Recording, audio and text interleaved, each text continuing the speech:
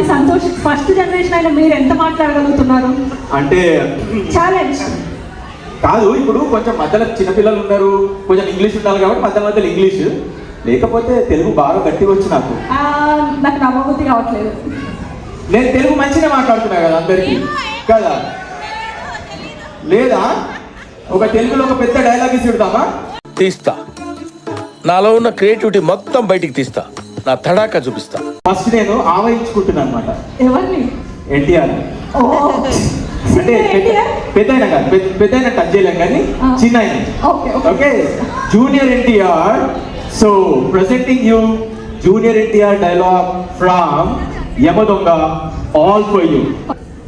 ఏమంటివి మానవ జాతి నీచమా, ఎంత మాట వైతరిని వరకు వెంటాడి వేధించి ముప్పు తిప్పలు పెట్టి నీ ధర్మసూత్రమును మంటగల్పి పతి ప్రాణము దక్కించుకున్న నారీమణి సావిత్రిదే జాతి మా నవజాతి.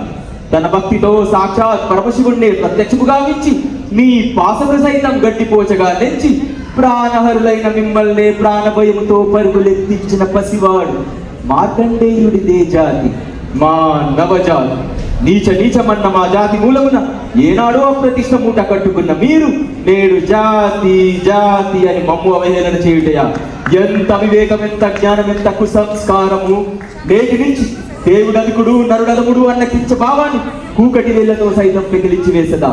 మొక్కులు పొందే ముక్కోటి దేవతలు, దిక్కుల నేలే అష్ట దిక్పాలకులు, మనుగడనిచ్చే పంచభూతములు సైతం జయహోన్నరుడా అని హర్షించ విధముగా ఈ సింహాసనాన్ని అధిష్ఠించదా?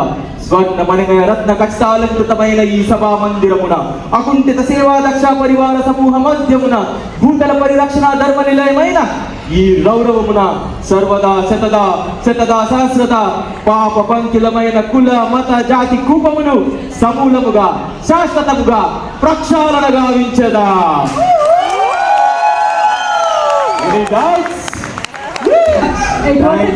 Santosh, thank you so much. నాకు తెలుగు డైలాగ్స్ వచ్చు. ఏది ఏమని చెప్పు?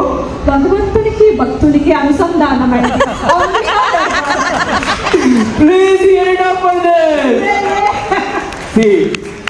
ఇంత పెద్ద తెలుగు మాట్లాడడం అనేది రియల్లీ గ్రేట్. ఇలాగే తెలుగుని పెంపొందిద్దాము, పిల్లలకు పంచుదాము. So thank you again.